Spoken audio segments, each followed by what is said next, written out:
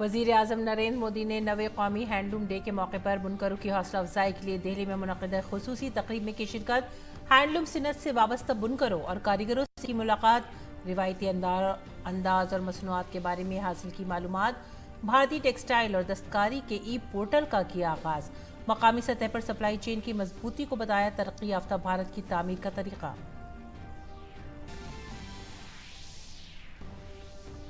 BJP की इलाकाई पंचायती राज परिषद में वजीर आजम मोदी ने पंचायती राज की मुबैना हालत ज़ार और बददुनवानी के लिए कांग्रेस को बनाया निशाना।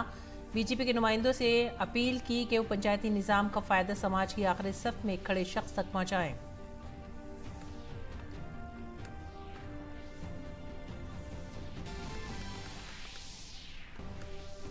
एनडीए के मेंबरान पार्लियामेंट से मुलाकात के सिलसिले में वजीर आजम नरेंद्र मोदी आज शुमाल मशरक़ के एनडीए मेंबरान पार्लियामेंट से करेंगे मुलाकात। सिक्किम, असम, अरुणाचल, मणिपुर, नागालैंड, मिजोरम, मेघालय और त्रिपुरा के मेंबरान पार्लियामेंट के साथ शाम 7:30 बजे करेंगे मीटिंग। मरकजी वजीर नितिन गडकरी, किरण रिजिजू, राजकुमार रंजन सिंह भी होंगे शामिल।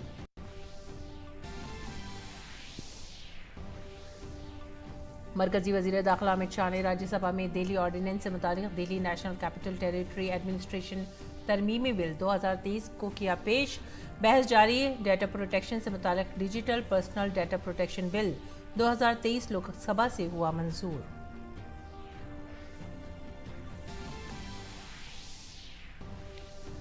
मॉनसून इजलास में पार्लियामेंट के दोनों ऐवानों में अपोजिशन का हंगामा आज भी रहा जारी। दोनों ऐवानों की कार्रवाई में पैदा हुई रुकावट। राहुल गांधी की पार्लियामेंट की रुकनियत बहाल। राज्यसभा में कांग्रेस रुकन रजनी पाटिल की मुअत्तली भी ले ली गई वापस।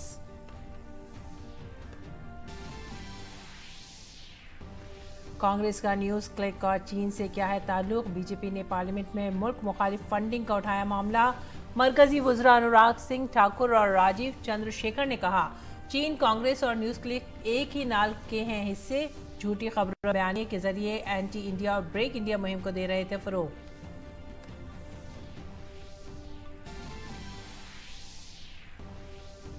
मनी लॉन्ड्रिंग केस में गिरफ्तार तमिलनाडु के सीएम स्टालिन के करीबी वजीर सेंथिल बालाजी को धचका। सुप्रीम कोर्ट ने सेंथिल बालाजी की रिहाई की दरख्वास्त की मुस्तरद। एनफोर्समेंट डायरेक्टरेट को हिरासत में पूछताछ की दी इजाजत।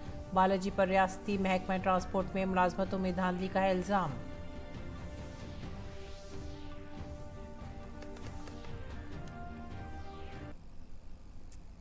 आदाब नाजरीन, उर्दू खबरों में आप सभी का खैर मकदम है। मैं हूं सादिया अलीम। नजर डालते हैं इस वक्त की खास खबरों की तफसीलात पर। वजीर आजम नरेंद्र मोदी ने नवे कौमी हैंडलूम डे की तकरीबात के मौके पर हैंडलूम सनत से वाबस्ता बुनकरों और कारीगरों के साथ बातचीत की। उन्होंने भारत मंडपम प्रगति मैदान में रिवायती अंदाज और मसनूआत के बारे में मालूमात हासिल की। अमृत महोत्सव के मौके पर 75 मुख्तलिफ तर्जों की नुमाइश मुनक़िद की गई। हैंडलूम और खादी को फ़रोग़ देने के लिए वज़ीर आज़म ने साल 2015 में कौमी सतह पर हैंडलूम डे मनाने के लिए एक इख्तराई पहल भी की।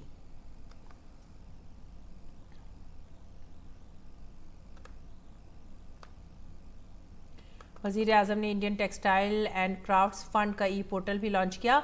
ये पोर्टल भारतीय रिवायत और हैंडलूम की शानदार रिवायत के बारे में मालूमात आसानी से दस्तयाब कराएगा। इसे NIFT ने तैयार किया है। ये मुख्तलिफ दस्तकारियों को महफूज और फ़रोग़ देगा। इससे तमाम मालूमात डिजिटल तौर पर दस्तयाब होंगी।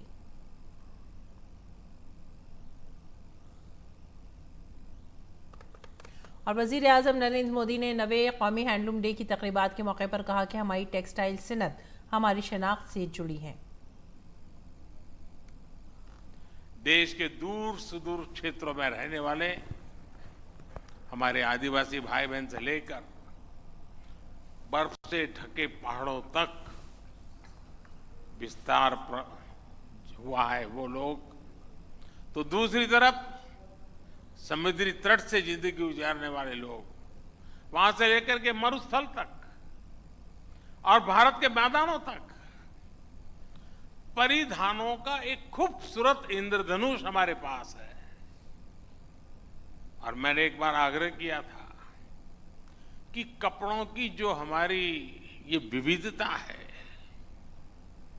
उसको सूचीबद्ध किया जाए। और उन्होंने कहा कि ये बदकिस्मती की बात है कि टेक्सटाइल सनत जो कि गुज़िश्ता सदी में ताकतवर थी, आज़ादी के बाद उसे मजबूत बनाने पर जोर नहीं दिया गया। साथियों, ये भी दुर्भाग्य रहा कि जो वस्त्र उद्योग पिछली शताब्दियों में इतना ताकतवर था, उसे आजादी के बाद फिर से सशक्त करने पर उतना जोर नहीं दिया गया। हालत तो ये थी कि खादी को भी मरणासन्न स्थिति में छोड़ दिया गया था। लोग खादी पहनने वालों को हीन भावना से देखने लगे थे। 2014 के बाद से हमारी सरकार इस स्थिति और इस सोच को बदलने में जुटी है। मुझे याद है, मन की बात कार्यक्रम के शुरुआती दिनों में ही मैंने देश से खादी का कोई ना कोई सामान खरीदने का निवेदन किया था। उसका क्या नतीजा निकला, इसके हम सभी साक्षी हैं। पिछले 9 वर्षों में खादी के उत्पादन में 3 गुना से अधिक की वृद्धि हुई है। खादी के कपड़ों की बिक्री भी 5 गुना से अधिक बढ़ गई है। पीएम ने मजीद कहा कि आने वाले दिनों में रक्षाबंधन, गणेश उत्सव त्योहारों में मुल्क में तैयार रिवायती मसनूआत को अपनाना ही होगा। ऐसा करने से हम अपने दस्तकारों और भाई बहनों की मदद करेंगे। देशवासी स्वदेशी उत्पादों को हाथों हाथ खरीद रहे हैं। ये एक जन आंदोलन बन गया है और मैं सभी देशवासियों से एक बार फिर कहूंगा, आने वाले दिनों में गणेश उत्सव आ रहा है, दशहरा, दीपावली, दुर्गा पूजा, इन पर्वों पर हमें अपने स्वदेशी के संकल्प को दोहराना ही है। और ऐसा करके हम अपने जो हस्तशिल्पी हैं, अपने बुनकर भाई बहन हैं, हथकरघा की दुनिया से जुड़े लोग हैं, उनकी बहुत बड़ी मदद करते हैं। वजीर आजम मोदी ने कहा कि हैंडलूम मसनूआत दुनिया के कोने कोने में अपनी मुनफरिद शनाख्त बना रही हैं और हमें इस सिमत में तवज्जो देनी चाहिए। हमारे मिलेट्स, जिसको हम अब श्री अन्न के रूप में पहचानते हैं, ये श्री अन्न हो, हमारे हैंडलूम के प्रोडक्ट्स हो, अब ये बड़ी इंटरनेशनल कंपनियां दुनिया भर के बाजारों में लेके जाएगी। यानी प्रोडक्ट भारत का होगा, भारत में बना होगा, भारत के लोगों के पसीने की उसमें महक होगी और सप्लाई चेन इन मल्टीनेशनल कंपनियों की इस्तेमाल होगी। और इसका भी बहुत बड़ा फायदा हमारे देश के इस क्षेत्र से जुड़े हुए हर छोटे व्यक्ति को मिलने वाला है। उन्होंने मजीद कहा कि हमें मकामी सप्लाई चेन पर काम करना है। तरक्की याफ्ता भारत की तामीर का यही रास्ता है। हमें भविष्य में लाभ लेना है तो आज लोकल सप्लाई चेन पर निवेश करना ही होगा। यही विकसित भारत के निर्माण का रास्ता है और यही रास्ता विकसित भारत के हमारे सपने को पूरा करेगा, 5 ट्रिलियन इकोनॉमी के सपने को पूरा करेगा, दुनिया के पहले 3 में भारत को जगह दिलाने का सपना पूरा होके रहेगा। साथियों, और मैं साफ मानता हूं, जो स्वाभिमानी होगा, जिसको स्व पर अभिमान होगा, स्वदेश पर अभिमान होगा, उसके लिए खादी वस्त्र है, लेकिन साथ साथ जो आत्मनिर्भर भारत के सपने बुनता है, जो मेक इन इंडिया को बल देता है, उसके लिए ये खादी सिर्फ वस्त्र नहीं, अस्त्र भी है और शस्त्र भी है। करप्शन पर हमला करते हुए वजीर आजम ने कहा कि कुंभ परस्ती मुल्क के लिए एक बड़ा चैलेंज है। आज हमारे सामने विकसित भारत निर्माण का स्वप्न है, संकल्प है। इस संकल्प के सामने कुछ बुराइयां रोड़ा बनी हुई है। इसलिए आज भारत एक सूर में इन बुराइयों को कह रहा है, क्विट इंडिया। आज भारत कह रहा है करप्शन, क्विट इंडिया। आज भारत कह रहा है डायनेस्टी, क्विट इंडिया, यानी परिवारवाद, इंडिया छोड़ो। आज भारत कह रहा है अपीजमेंट, क्विट इंडिया, यानी तुष्टीकरण, इंडिया छोड़ो। इंडिया में समाई ये बुराइयां देश के लिए बहुत बड़ा खतरा है, देश के लिए बहुत बड़ी चुनौती भी है। टेक्सटाइल के मरकजी वजीर पीयूष गोयल ने कौमी हैंडलूम डे तकरीबात में कहा कि बुनकर सिर्फ एक फनकार नहीं बल्कि जादूगर भी हैं जो सदियों पुराने इल्म, फन और टेक्नोलॉजी को बुनते हैं। बुनकर सिर्फ कलाकार नहीं, जादूगर भी हैं जो सदियों पुराने ज्ञान, कला और तकनीक को बुनते हैं। आप सभी के कला कौशल का स्तर अद्वितीय है और आधुनिक मशीनों की क्षमता से परे है, उल्टे बढ़कर है।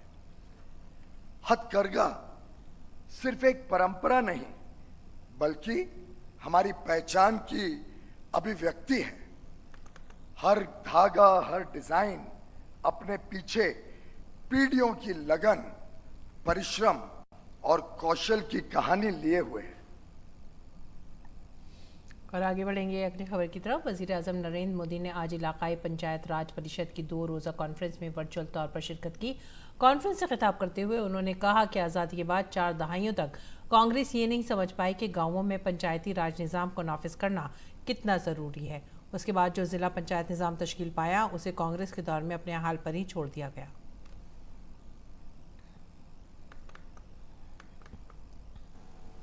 आजादी के बाद 4 दशक तक कांग्रेस को ये समझ ही नहीं आया था कि गांवों में पंचायती राज व्यवस्था लागू करना कितना आवश्यक है। इसके बाद जो जिला पंचायत व्यवस्था बनी भी, उसे कांग्रेस शासन में उसे अपने नसीब पर छोड़ दिया था, अपने हाल पर छोड़ दिया गया। यानी गांव में बसने वाली देश की 2/3 आबादी के लिए अपनी सड़क, बिजली, पानी, बैंक, घर, ऐसी छोटी छोटी आवश्यकताओं के लिए, जीवन की प्राथमिक सुविधाओं के लिए तरसना, यही उनकी नियति बन गई थी।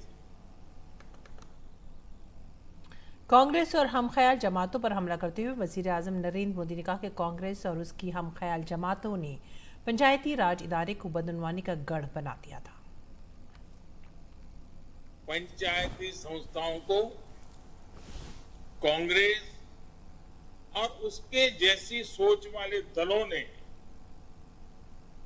अपने भ्रष्टाचार और भ्रष्ट नेताओं के एडजस्टमेंट का अड्डा बना दिया था।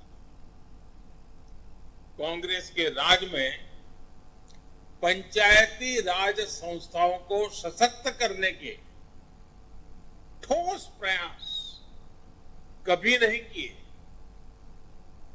ज्यादातर कार्रवाई आंकड़ों में और कागजों में ही सीमित रही। और जम्मू कश्मीर तो इसका सबसे बड़ा उदाहरण है।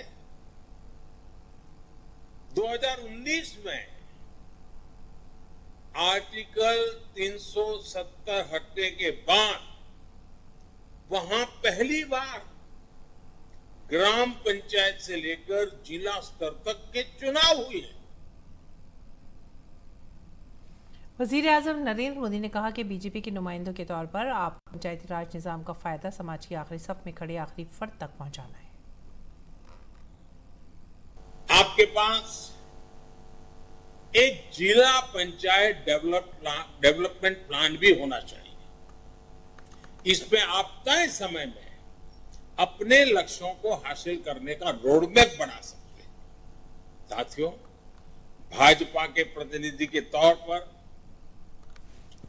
आपको पंचायत व्यवस्था का लाभ समाज की आखिरी पंक्ति में खड़े आखिरी व्यक्ति तक पहुंचाना है। और मैं आप जिला के नेताओं से आग्रह करूंगा, आप सप्ताह में दो रात अपने क्षेत्र के किसी न किसी छोटे स्थान पर जाकर के रात को रुकना चाहिए, वहां के लोगों के साथ बैठना चाहिए। वजीर आजम नरेंद्र मोदी ने मजीद कहा कि मरकज का मकसद स्कीम के 100% फवायद को 100% लोगों तक पहुंचाना है और इससे जात परस्ती और बदनवानी को कम करने में मदद मिली है। कि आज केंद्र सरकार हर योजना के 100% सैचुरेशन का लक्ष्य लेकर चल रही है। और ये तभी संभव है जब गांव-गांव में हम इस लक्ष्य को हासिल करें और जब हम 100% सभी हितकारी को 100% लाभ पहुंचाने में सफल होते हैं, तो जातिवाद भी नहीं रहता है, परिवारवाद भी नहीं रहता है, मेरा तेरा भी नहीं रहता है, भ्रष्टाचार के लिए जगह नहीं रहती है, सच्चे अर्थ में सामाजिक न्याय होता है, सच्चे अर्थ में सेक्युलरिज्म होता है। और इसलिए 100% ये हमारा लक्ष्य रहना चाहिए। इससे पहले प्रोग्राम से खिताब करते हुए बीजेपी के सदस्य जेपी नड्डा ने कहा कि वजीर आजम नरेंद्र मोदी की क़यादत में इलाकाई पंचायती राज परिषद को मजबूत किया गया है। प्रधानमंत्री जी, आपके नेतृत्व में जिस तरीके से पंचायती राज का सबलीकरण हुआ है, उनको जो ताकत प्रदान हुई है, वह सच में हम सब लोगों को प्रेरणा भी देता है और बहुत कुछ सीखने की गुंजाइश भी देता है। इसलिए आपने जो ये परिषद को आहूत किया है, इसका लाभ हमारे अध्यक्ष और उपाध्यक्ष जरूर उठाएंगे। जब मैं सबलीकरण की बात करता हूं, जब मैं ताकत देने की बात करता हूं, तो आर्थिक दृष्टि से जितनी ताकत आपने पंचायती राज को ऑटोनॉमस तरीके से पहुंचाई है, यह कभी इतने नीचे तक नहीं पहुंची थी। यह आपके नेतृत्व में हुआ है और आज पंचायतों में और जिला परिषद में आर्थिक दृष्टि से कार्य करने के लिए बहुत बड़ी ताकत मिली है। आगे बढ़ेंगे अगली खबर की तरफ। मोदी केस में सरनेम पर सुप्रीम कोर्ट से राहत मिलने के बाद कांग्रेस लीडर राहुल गांधी की दोबारा पार्लियामेंट की रुकनियत बहाल कर दी गई है। इस सिलसिले में लोकसभा सेक्रेटरीट की तरफ से एक नोटिफिकेशन जारी किया गया है। इससे पहले कांग्रेस पार्टी ने कहा था कि अगर आज शाम तक राहुल गांधी की लोकसभा की रुकनियत बहाल नहीं होती है तो 8 अगस्त को एक बार फिर सुप्रीम कोर्ट करेंगे। बात यह है कि राहुल गांधी की पार्लियामेंट की रुकनियत की बहाली में ताख़ीर पर लोकसभा के अहदेदारों ने कहा था कि सुप्रीम कोर्ट के फैसले की कॉपी पढ़ने के बाद इस सिलसिले में नोटिफिकेशन जारी किया जाएगा। काबिल जिक्र है कि जुमे को मोदी सरनेम केस में राहुल गांधी को राहत देते हुए सुप्रीम कोर्ट ने उनकी सजा पर रोक लगा दी थी। वहीं दूसरी तरफ राहुल गांधी की लोकसभा रुकनियत की बहाली को लेकर बहस शुरू हो गई थी। मरकजी वजीर दाखिला अमित शाह ने पार्लियामेंट के मानसून इजलास के दौरान पीर को राज्यसभा में दिल्ली ऑर्डिनेंस से मुतालिक एक बिल पेश किया।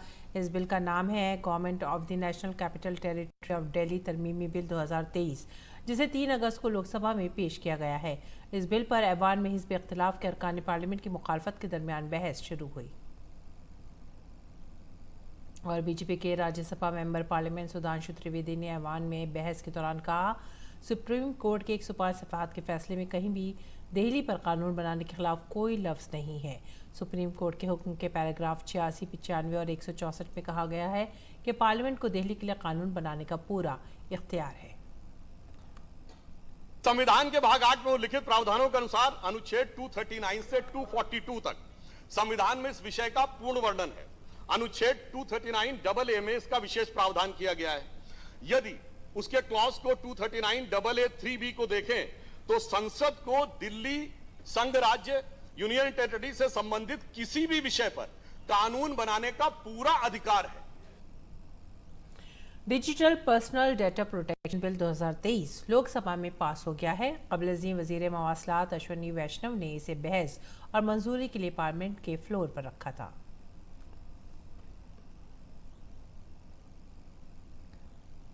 और लोकसभा में आज भारतीय न्यूज़ वेबसाइट न्यूज़ क्लिक के चीन से फंडिंग हासिल करने और झूठी खबरों और बयानी के जरिए भारत मुखालिफ और ब्रेक इंडिया मुहिम को फरोग़ देने का मामला गूंजा।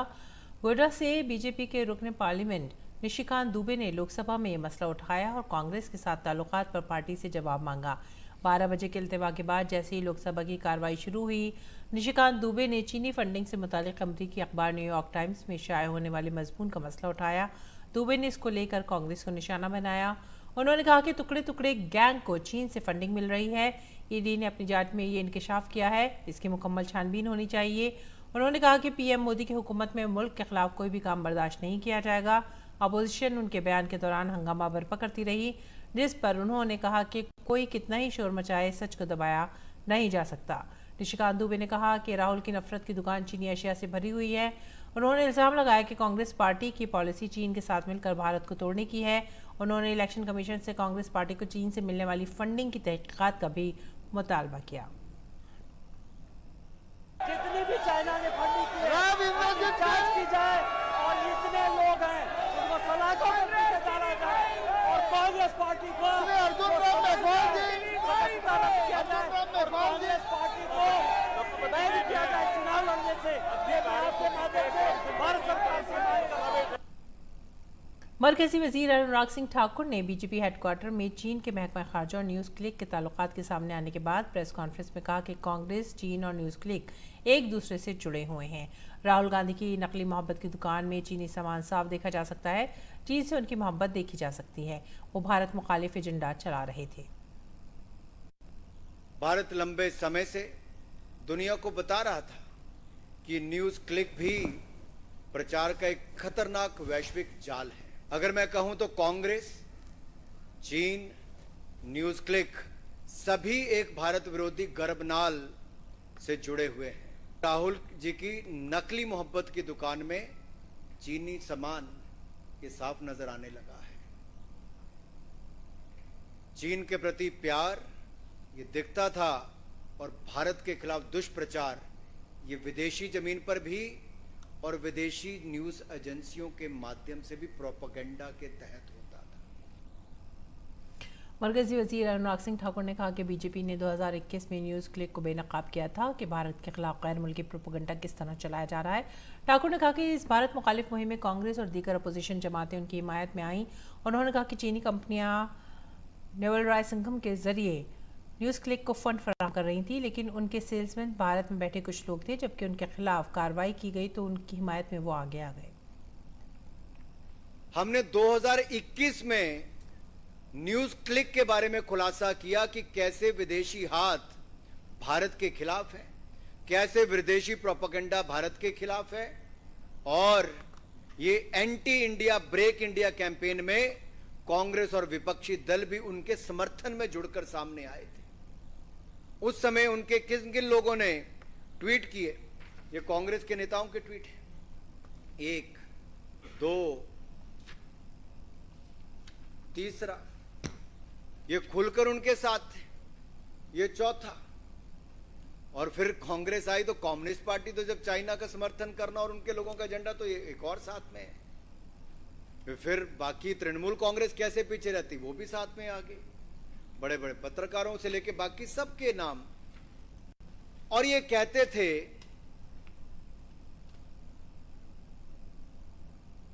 कि भारत सरकार फ्रीडम ऑफ प्रेस के खिलाफ कार्रवाई कर रही है।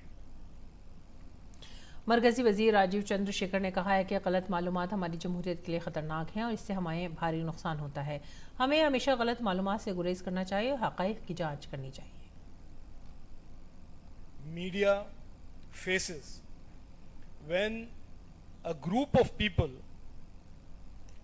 and vested interests get together, invest in platforms, and these groups operate in remarkable coordination. They cross-post, they share each other's content, they share a remarkably common, consistent goal: lies and hatred about our Honorable Prime Minister, lies and hatred about the government. By this political leader Rahul Gandhi, he goes abroad and says exactly the same things. Democracy is under danger, the judiciary is compromised, the EVMs are compromised, which is exactly the narrative that these platforms put out. I don't want to say any more excepting to say this is neither simple nor is it some innocent activity. This is a complex conspiracy. This is a network of operators being funded, being fanned by vested interests outside the country who are opposed to India's rise, opposed to India's confidence in the global community of nations, opposed to a growing economy and growing presence in the global value chains across the board in manufacturing and innovation.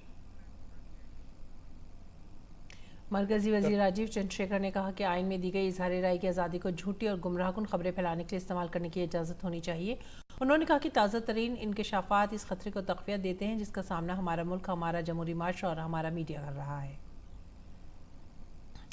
Money laundering मामले में गिरफ्तार तमिलनाडु के वजीर सेंथिल बालाजी को बड़ा झटका लगा है। सुप्रीम कोर्ट ने सेंथिल बालाजी की रिहाई की दरख्वास्त को मुस्तरद करते हुए इन्फोर्समेंट डायरेक्टरेट की तहवील में पूछताछ की इजाज़त दे दी है। सुप्रीम कोर्ट ने तमिलनाडु के वजीर को 12 अगस्त तक इन्फोर्समेंट डायरेक्टरेट की तहवील में भेज दिया है। सेंथिल जून में गिरफ्तारी के बाद बालाजी अस्पताल में दाखिल हो गए थे, इस वजह से ईडी उनसे पूछताछ नहीं कर सकी। सुप्रीम कोर्ट ने ईडी की हिरासत को चैलेंज करने वाली अर्जी को खारिज कर दिया है। सेंथिल बालाजी पर रियासती महकमा ट्रांसपोर्ट में मुलाजमतों में धांधली का इल्ज़ाम है। और मणिपुर के इम्फाल में आज कर्फ्यू में ढील दी गई। जिला इंतजामिया ने कर्फ्यू में नरमी करते हुए आम लोगों को अद्वियात और खाने पीने की अशिया समेत ज़रूरी अशिया की खरीदारी की इजाज़त दी। ये नरमी सुबह 5 बजे से शुरू हुई और दोपहर 12 बजे तक रही। इस दौरान ज़रूरी अशिया की दुकानें खुली रही और सड़कों पर ट्रैफिक मामूल के मुताबिक रहा। इसरो ने चांद के मदार में दाखिल होने के बाद चंद्रयान 3 को चांद के करीब लाने की मशक़ को कामयाबी से मुकम्मल कर लिया है। इसरो के मुताबिक चंद्रयान 3 23 अगस्त को चांद की सतह पर सॉफ्ट लैंडिंग की कोशिश करेगा। चंद्रयान 3 खलाई शोबे में भारत को आगे बढ़ाने के साथ साथ भारत की खलाई मईशत को फ़रोग़ देने का काम करेगा। वाज़ेह है कि भारत की खलाई मईशत इस वक्त तकरीबन $8 बिलियन है, जिसके 2040 तक $40 बिलियन से तजावुज़ करने जाने की उम्मीद है। आदाद शुमार के मुताबिक इस वक्त आलमी खलाई मईशत की मालियत $360 बिलियन है, जिसमें भारत का हिस्सा 2% के करीब है। भारतीय हुकूमत का मकसद 2023 तक आलमी सनत में 9% हिस्सा हासिल करना है। इसी के साथ ही आप हमारी पूरी टीम को दीजिए इजाज़त। आदाब।